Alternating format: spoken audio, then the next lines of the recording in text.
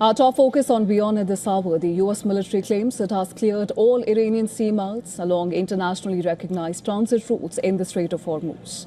Now, the claims come as Iran says it is drawing up a list of conditions to restore normal traffic in the crucial waterway. Qatar's Prime Minister visited Tehran on Thursday in an effort to revive stalled diplomacy, as U.S. President Donald Trump said that Washington was not currently talking to Iran. Qatar's Prime Minister Sheikh Mohammed bin Abdul Rahman Al Thani met Iran's Foreign Minister Abbas Araghchi in Tehran. The meeting follows a week of intense diplomacy in Iran involving separate meetings with Oman's top diplomat and senior Pakistani officials seeking ways to end the war and reopen the Strait of Hormuz. It also comes as Washington threatens wider secondary sanctions against countries, banks, and companies that continue doing business with Iran.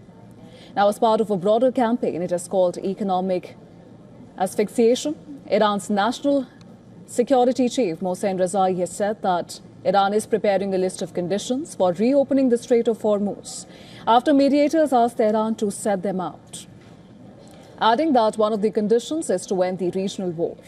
Rezai said that Iran has agreed with Oman on a shipping corridor through the strait, with parts of the route in Omani waters and parts in Iranian waters. He went on to say that ships would use a designated central channel if the U.S. met Iran's conditions. The U.S. military reported clearing Iranian sea mines from international shipping lanes in the Strait of Hormuz, with forces assisting nearly 1,500 commercial vessels carrying around 750 million barrels of crude oil over the past several months.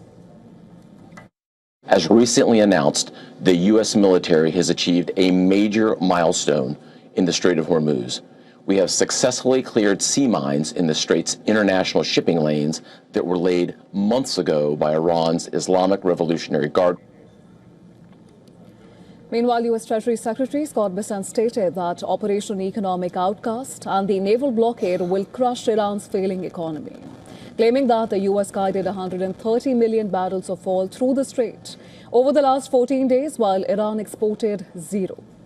Data shows that the maritime shipping through the Strait of Hormuz has slowed to a near standstill. The U.S. Central Command said that as of August 27th, it redirected 75 commercial vessels, it disabled 3 and boarded 2 to ensure compliance. The U.S. military is also preparing to deploy a new aircraft carrier in West Asia to relieve USS George Washington, which arrived in West Asia last week, replacing the USS Abraham Lincoln.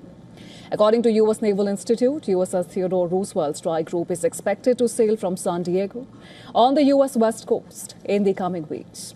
Now, for more than a 7-month deployment. Meanwhile, USS Abraham Lincoln, marred by reports of grim conditions and suicide attempts by sailors, will make a stop in Thailand next week after its grueling deployment in West Asia.